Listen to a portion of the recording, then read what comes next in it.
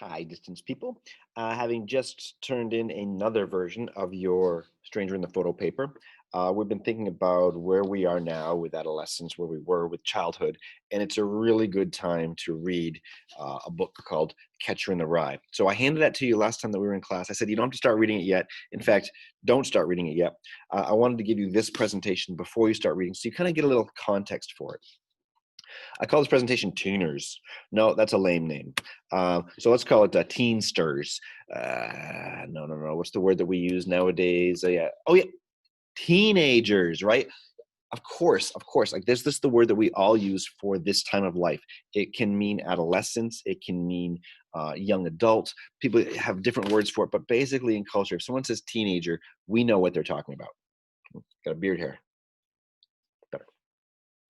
So it's important that we kind of understand a few ideas about being a teenager. And I'm not going to get all like health classy on you or anything like that.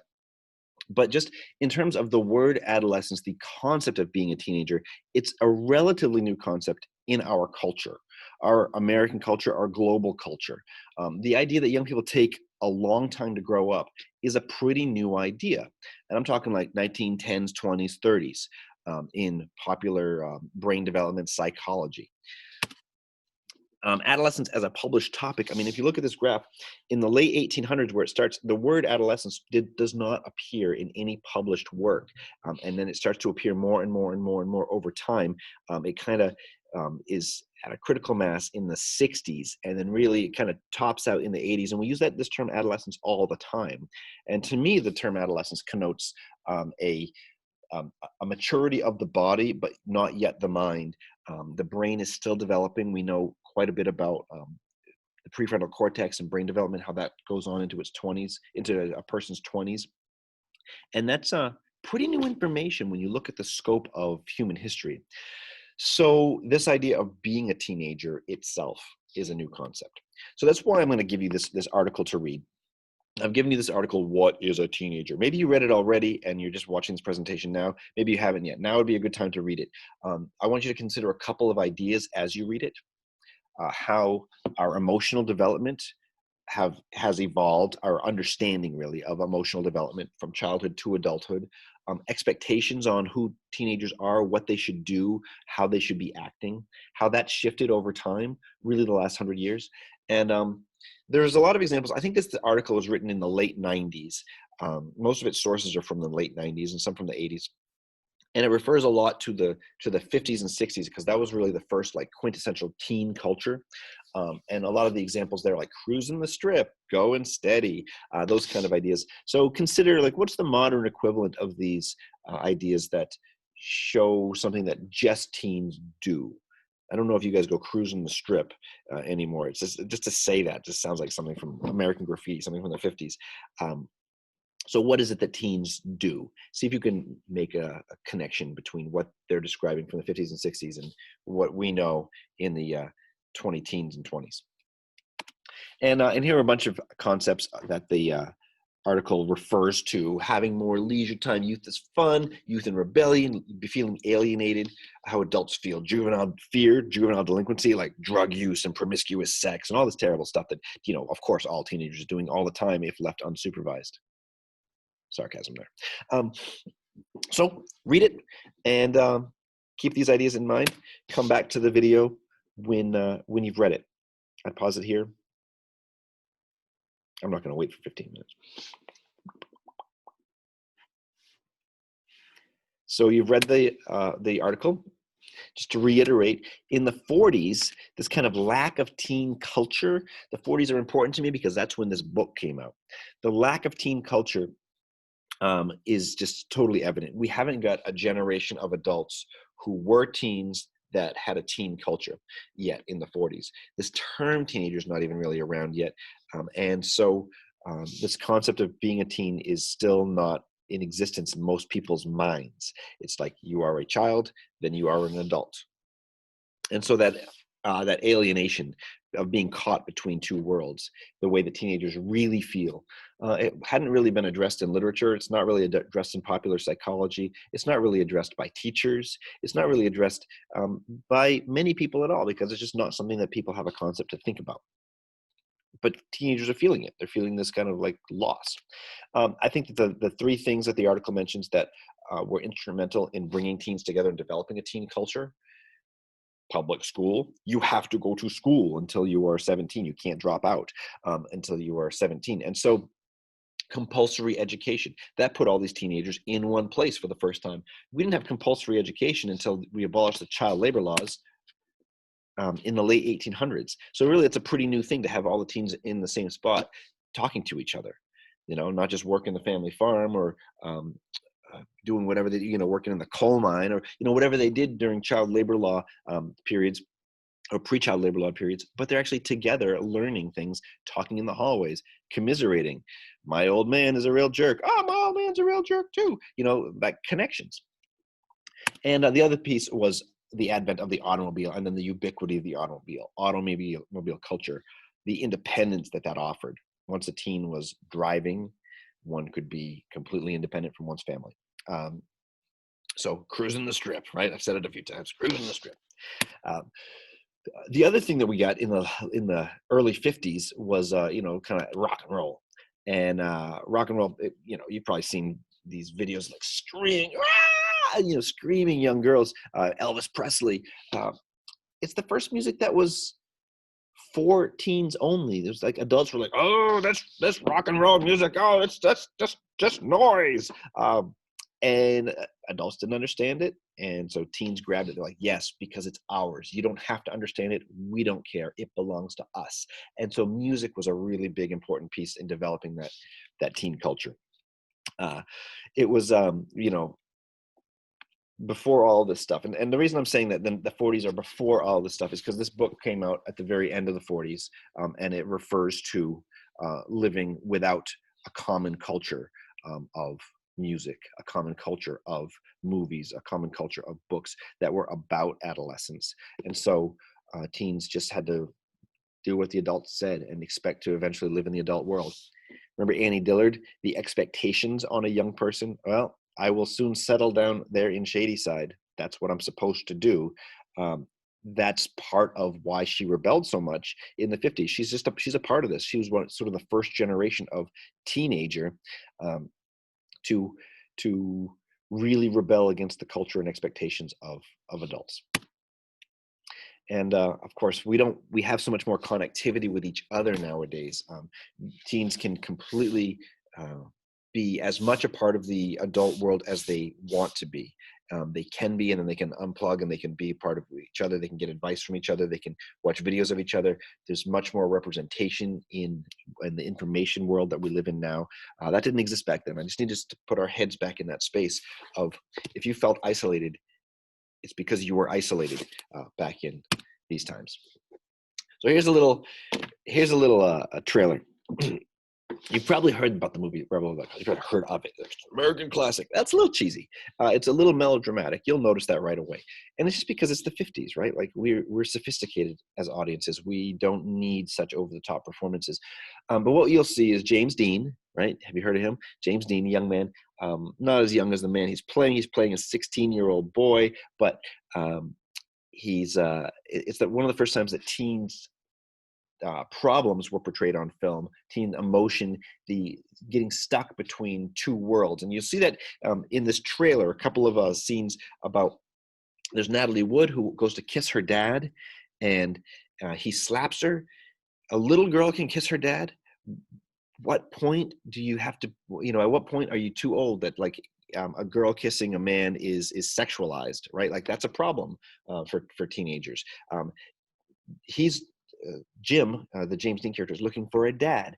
That's a problem. The dad is not that supportive. It's like telling him how to be an adult, but can't tell him how to be a teenager. So we'll see those in a couple of scenes in Rebel Without a Cause. Just enjoy the periodness of the piece. It's very much unlike trailers that we see nowadays.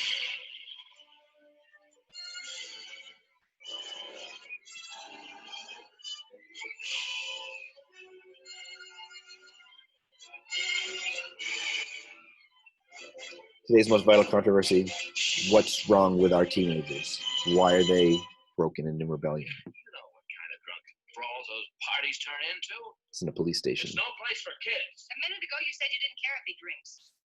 He said a little drink. You're tearing me apart. What? You say one thing, he says another, and everybody changes back again. Girls don't love their father. Since when? Since I got to be 16? Stop that. I love you, Jim. I really mean it. So they don't fit in with their families, but they can find each other. That sort of typical teen culture, coming together, teen romance. No, I don't. First time it's really been portrayed. There were other people. Why should you be the only one involved? But I am involved. We are all involved. Mom, a kid was killed tonight. This is all going too fast. You better give me something. You better give me something fast. Jimmy, you're very young. A foolish decision now could wreck your whole life. In 10 years, you'll never know this even happened. Dad, answer her. Stand up! Pop psychology, Oedipal complex was getting into the media. We get this line. She says, "You're killing him. You'll kill him." It's kind of like the Freudian cliche: boys, kill their fathers and love their mothers. But it's riddled with all the pieces that psychology has been just started struggling with at this point. This came out in 1955, so the late 40s, early 50s. That the mom says, hey, don't make a foolish decision now that'll ruin your life. In 10 years from now, you won't even know that this happened. You won't remember that this happened. And that's exactly the tragedy of being a teenager. It's like this point in your life is not important. You have to be setting yourself up for the next point in your life. And that's just kind of what I'd like you to be thinking about as we get into this book. So a little bit about Catcher in the Rye. I've got a little red hunting hat there in the corner. That becomes important. I'm not sure if it's symbolic or just shows it's just something that the character likes and wears all the time, but it's very associated with Holden Caulfield, the narrator. It was popular when it came out. It was considered an instant classic, and I guess there was a need. There was sort of this hunger in culture for something new, and it was something new and something honest that people that resonated with audiences right away. Now, it's written as a first-person narrative, so he'll be talking about I. Don't confuse I, Holden Caulfield, the main character, with J.D. Salinger, the author. I think that's a problem that a lot of authors have, is that, fans will say, oh, you went through this experience and that experience. Well, they didn't personally go through that experience necessarily. It's a fiction piece. It's a piece of fiction. It's the only piece of fiction that we'll read this year. A.P. Lang is generally a nonfiction language analysis piece. So with that in mind, let's analyze the language a little bit. Not a ton.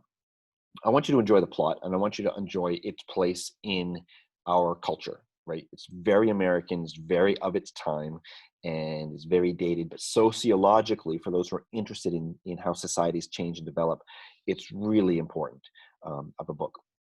So the book is written stream of consciousness. First I did this, then I did this, and now I'm walking down the street right now, and I decided to get a hot dog. So I go to the hot dog vendor and I eat a hot dog, right? It's like as things are happening. It only takes place over the course of 3 days. The 3 days are like this time of year. He has been at a private school. Holden Caulfield comes from some money. His parents live on the Upper West Side of New York. If you know that it's really close to Central Park. You got to have some money to live there. They have an elevator operator. They live on the one whole floor of a building. I don't know, like 6th, 7th floor up. Not a cheap apartment. And he's away at a private school. He's been kicked out of a few private schools, and it's an all male boarding school, very traditional. And he's flunked out. Like, again, you'll find that out in the first 2 or 3 pages. He's flunked out again.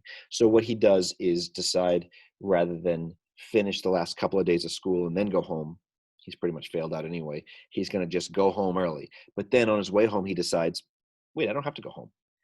And he has 3 days, a weekend, basically a long weekend, where he calls it his madman weekend, where he just looks for himself. He doesn't know what he's doing. He thinks he's just avoiding going home. And so that's up to you to kind of decide, what is Holden Caulfield doing? What's wrong with him? What's his goal? 3 Days in the Life.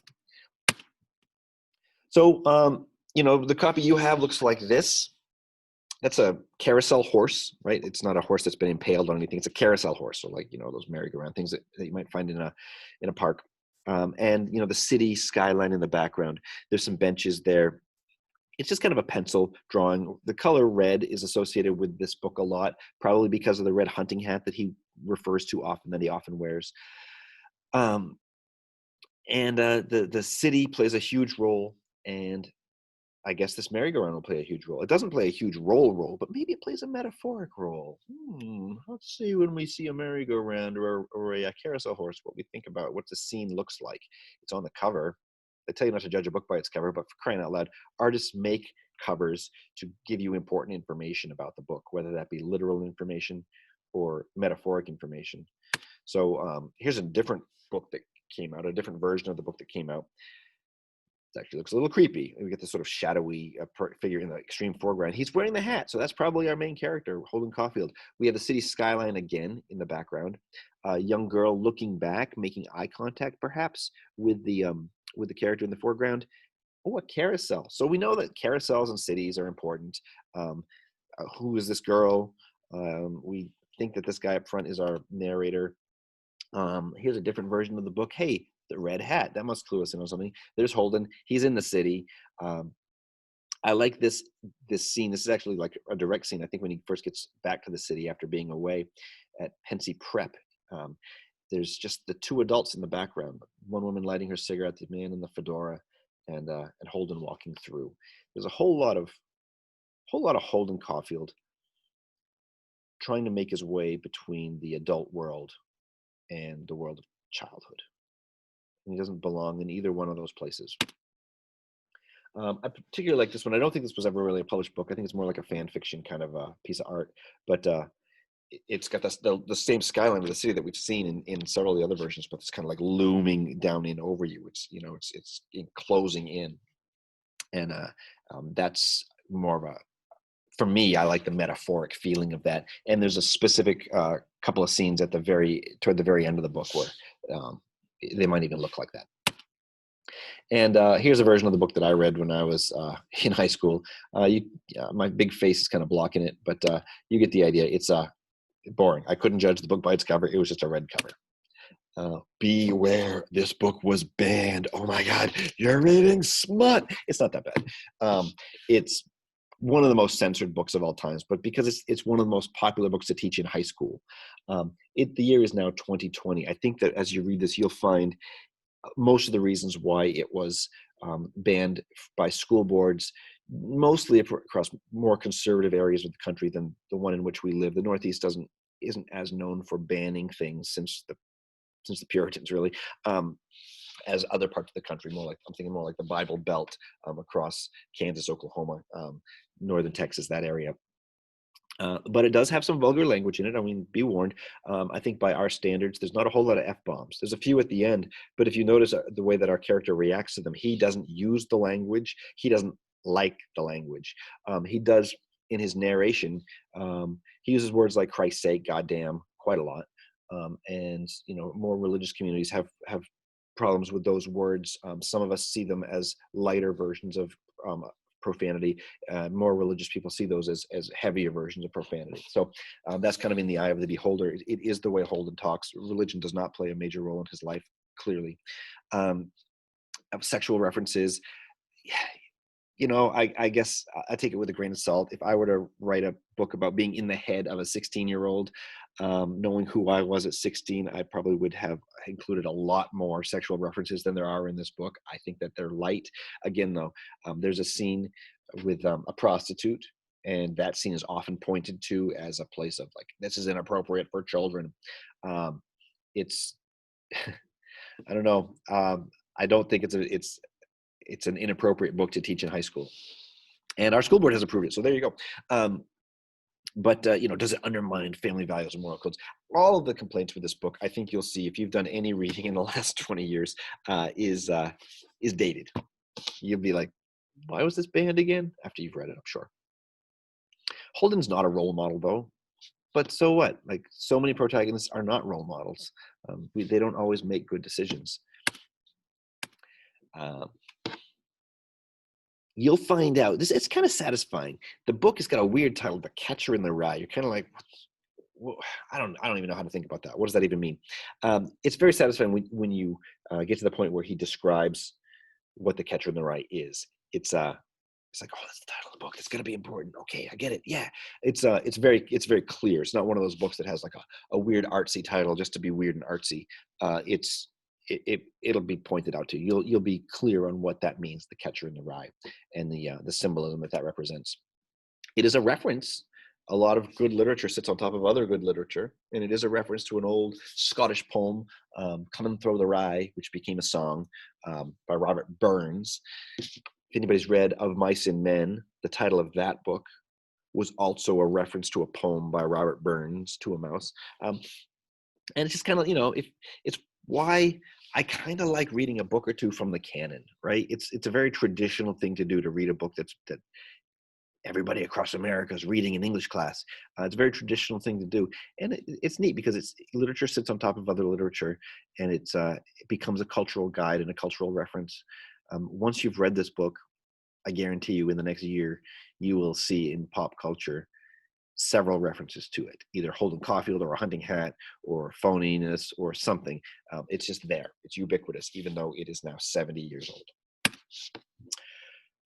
J.D. Salinger's kind of got an interesting story. He's a weird guy. I'm not going to belabor this too much. It doesn't really matter who he is. He's a good author, wrote a good book, saw a need for representation of a whole class of individuals. Now, Annie Dillard in 87 wrote about herself as a kid. Her period of time is the same period of time as this, that when she was growing up as an American childhood. But I don't know if Annie Dillard would have been a published writer if she was trying to publish in 1955. In 1951, this is very much a white guy book, right? Because those are the people getting published, white guys. And so Holden Caulfield is a white guy, and he's a rich white guy. He's a rich white boy, right? And so for that reason, some people feel like they can't connect with him very well.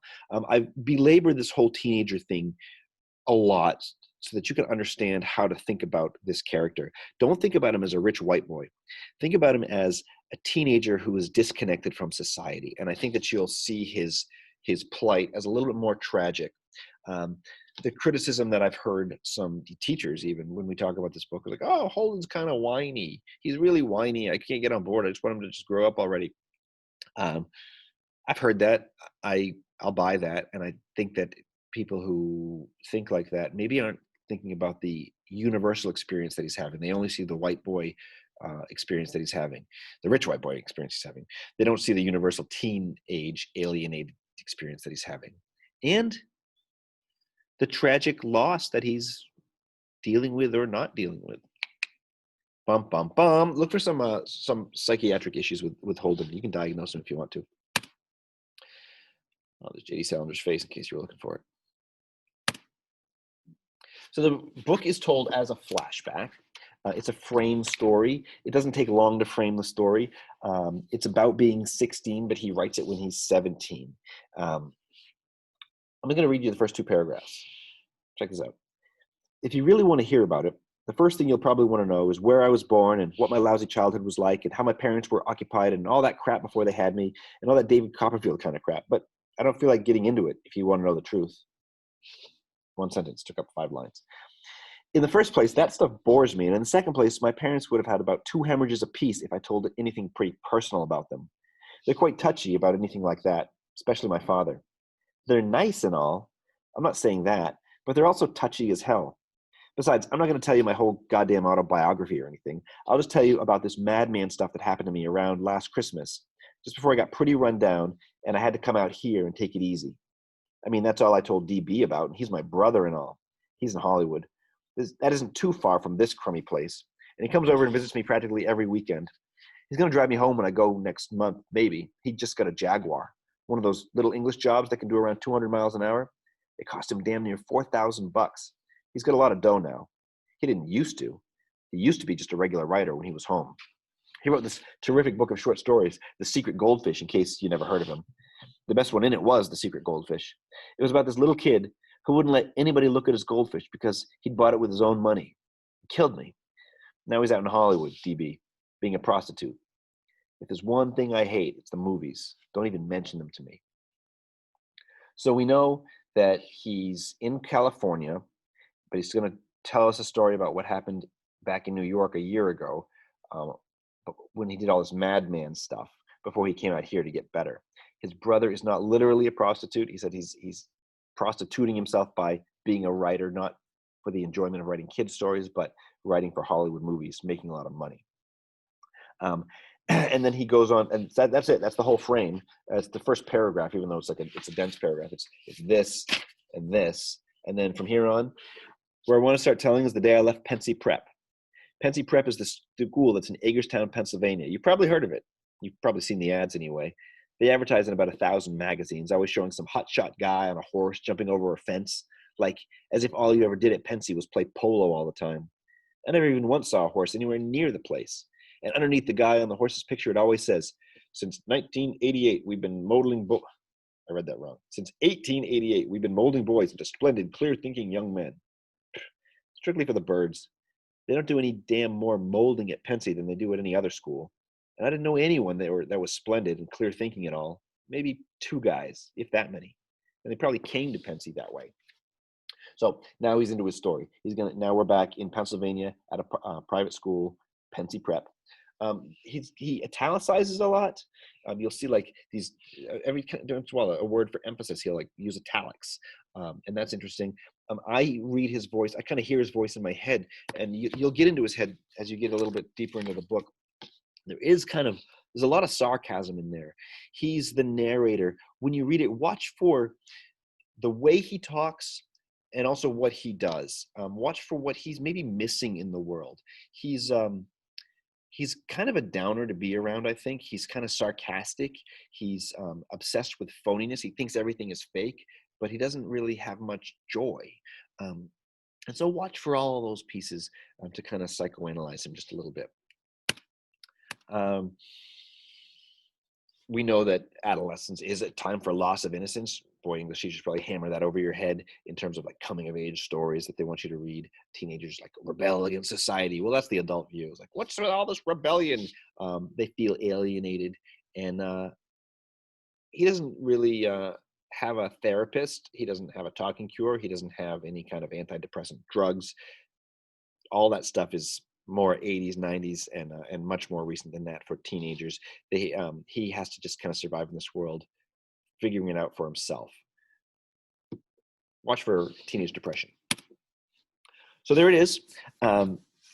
As you read, keep track of Holdenisms, right? He italicizes some things. I've got an attached Google Doc.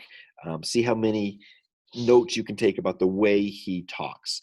This will be our AP Lang study of language. How does Holden use language, and how does it indicate his point of view and his the way he wants his reader to think through the world? I started you out with the word phony. You'll see that word phony like 1 million times through the course of the book. You'll also see that Holden exaggerates a lot, and you'll see those italics. Watch for those. And just watch for repetition. He starts out sentences with like, boy, that really killed me. He uses the word old a lot, like, oh, old Spencer, old Phoebe. I was there chucking the football around with old Billy Bob. So anytime that you notice that he's using a particular pattern of repetition, make note of it. It'll be important later on. So good luck. I hope you enjoy it. It's a short enough book that if you don't enjoy it, you probably won't hate me. And it's a long enough book that if you do enjoy it, you'll wish that it kept going.